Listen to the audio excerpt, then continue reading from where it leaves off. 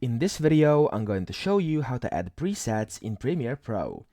So once you have your Premiere Pro opened and once you have a preset that you would like to import into Premiere Pro, all you want to do is go down here to the left, make sure you have this panel enabled over here. If you can't see it, you want to go to Window up here and then go to Workspaces and click on Editing, and this will open up the workspace I'm currently in.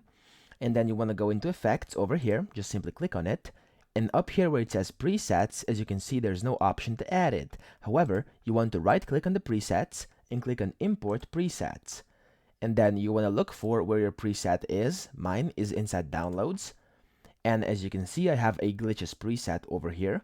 Make sure that the file you're trying to import, so the preset, has this extension, okay? So it must be a PRF pset file, okay? And this is the kind of the preset type of file that Adobe Premiere Pro accepts. And then what you want to do is click on it and press open, and this will automatically add the preset in for you. Now if I click presets over here, you can see that all the glitch presets I've added in here have been added. So glitch 1, 2, 3, 4, and 5. And that's pretty much it. That's how you add in presets. You can also search them once they're in here. You simply type in glitch or whatever the name is. And as you can see, I simply can find the glitches. And that's it. I hope this video helped you out.